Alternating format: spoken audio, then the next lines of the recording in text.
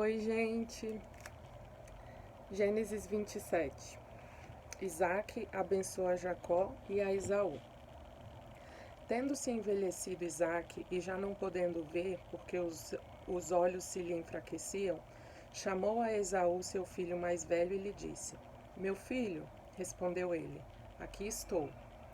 Disse-lhe o pai: Estou velho e não sei o dia da minha morte. Agora, pois, toma as tuas armas, a tua aljava e o teu arco, sai ao campo e apanha para mim alguma caça. E faze-me uma comida saborosa, como eu aprecio, e traze-ma para que eu coma e te abençoe antes que eu morra. Rebeca esteve escutando enquanto Isaque falava com Esaú, seu filho, e foi-se Esaú ao campo para apanhar a caça e trazê-la. Então disse Rebeca a Jacó, seu filho: Ouvi teu pai falar com Esaú, teu irmão, assim: Traze caça e faz-me uma comida saborosa para que eu coma e te abençoe diante do Senhor antes que eu morra. Agora, pois, meu filho, atende às minhas palavras, como que te ordeno. Vai ao rebanho e traze-me 2 bons cabritos. Daqueles farei uma saborosa comida para teu pai, como ele aprecia. Levá-la-ás a teu pai, para que a coma e te abençoe, antes que morra. Disse Jacó a Rebeca, sua mãe: Esaú, meu irmão, é homem cabeludo, e eu, homem liso. Dar-se-á o caso de meu pai me apalpar, e passarei a seus olhos por zombador. Assim trarei sobre mim maldição e não bênção. Respondeu-lhe a mãe: Caia sobre mim essa maldição, meu filho. Atende somente o que eu te digo, vai e traze-nos. Ele foi, tomou-os e os trouxe à sua mãe, que fez uma saborosa comida, como o pai dele apreciava. Depois tomou Rebeca a melhor roupa de Esaú, seu filho mais velho, roupa que tinha consigo em casa, e vestiu a Jacó, seu filho mais novo. Com a pele dos cabritos cobriu-lhe as mãos e a lisura do pescoço. Então entregou a Jacó, seu filho, a comida saborosa e o pão que havia preparado. Jacó foi a seu pai e disse: Meu pai. Ele respondeu: Fala. Quem és tu, meu filho? Respondeu Jacó a seu pai: Sou Esaú, teu primogênito. Fiz o que me ordenaste. Levanta-te, pois, assenta-te e come da minha caça, para que me abençoe. Disse Isaque a seu filho: Como é isso que a pudeste achar de tão... Desculpa, gente. Versículo 20. Disse Isaque a seu filho: Como é isso que a pudeste achar tão depressa, meu filho? Ele respondeu: Porque o Senhor teu Deus a mandou ao meu encontro. Então disse Isaque a Jacó: Chega-te aqui para que eu te apalpe, meu filho, e veja se és meu filho Esaú ou não. Jacó chegou-se a Isaque, seu pai, que o apalpou e disse: A voz é de Jacó, porém as mãos são de Esaú.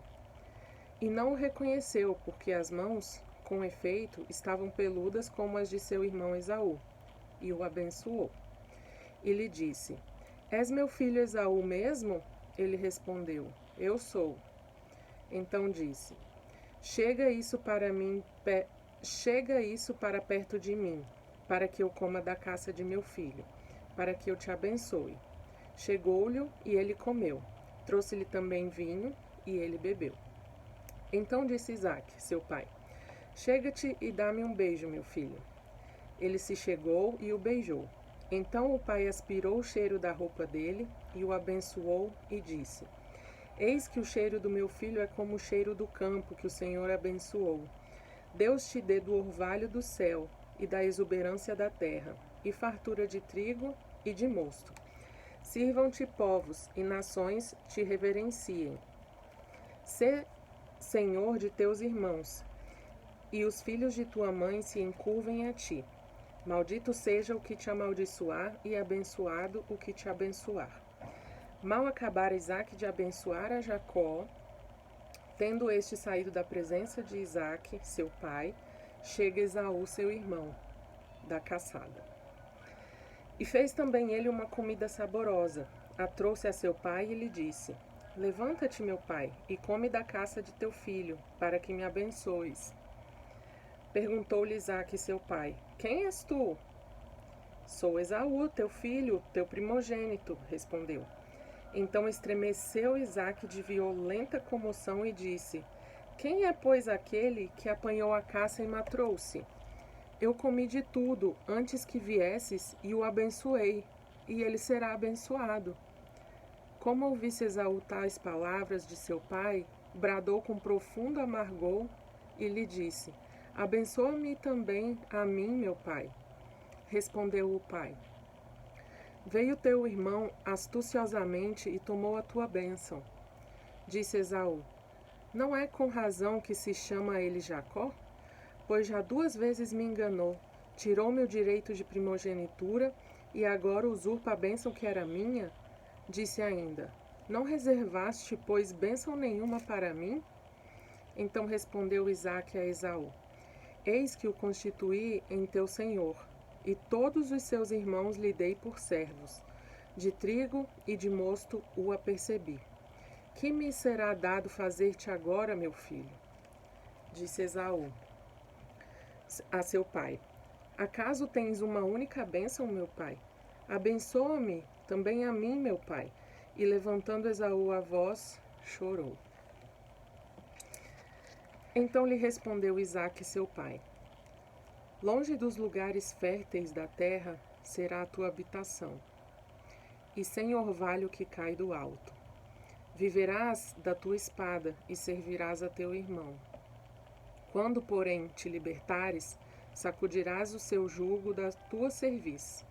Passou Esaú a odiar a Jacó, por causa da bênção com que seu pai o tinha abençoado, e disse consigo: Vêm próximos os dias de luto por meu pai, então matarei a Jacó, meu irmão. Chegaram aos ouvidos de Rebeca essas palavras de Esaú, seu filho mais velho. Ela, pois, mandou chamar a Jacó, seu filho mais moço, e lhe disse: Eis que Esaú, teu irmão, se consola a teu respeito, resolvendo matar-te. Agora, pois, meu filho, ouve o que te digo. Retira-te para a casa de Labão, meu irmão, em Harã. Fica com ele alguns dias, até que passe o furor de teu irmão, e cesse o seu rancor contra ti, e se esqueça do que lhe fizeste. Então providenciarei e te farei regressar de lá. Porque hei de eu perder os meus 2 filhos num só dia? Disse Rebeca a Isaque: Aborrecida estou da minha vida, por causa das filhas de Et. Se Jacó tomar esposa dentre as filhas de Et, tais como estas, as filhas desta terra, de que me servirá a vida? E assim termina o capítulo 27. Nesse capítulo aqui, parece que aconteceu uma grande e tremenda injustiça, né? Uma usurpação, uma traição. Aqui no versículo 27, quando Isaque começa a abençoar Jacó pensando que era Esaú, ele fala: o cheiro do meu filho é como o cheiro do campo, Deus te deu o orvalho do céu. No versículo 28 ele fala: Deus te dê do orvalho do céu e da exuberância da terra e fartura de trigo e de mosto. A fartura, gente, a fecundidade, a fertilidade, né? Nessa época era a manifestação mais característica e mais apreciada, que representava, né, a bênção divina. Então, quanto mais fartura havia, quanto mais fertilidade havia nas plantações, na mulher, né, ao ter filhos, isso era entendido como uma grande bênção divina. Outra coisa que eu queria falar foi aqui no versículo 36, quando Esaú falou, né, para Jacó, depois para Isaque, quando ele veio com a caçada e Isaque já havia comido o que Jacó tinha levado. Esaú fala assim: pois já 2 vezes me enganou, tirou-me o direito de primogenitura e agora usurpa a bênção que era minha.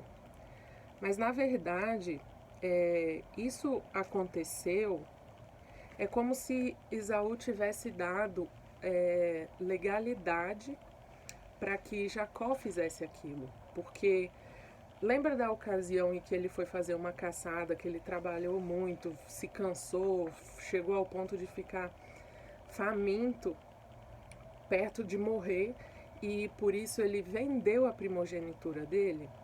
Naquele momento, ele deu legalidade da perda do direito que ele tinha, para a perda, né? Porque ele desprezou a primogenitura, ele trocou no momento de cansaço extremo e de fome, ele trocou a primogenitura dele por comida, por alimento material.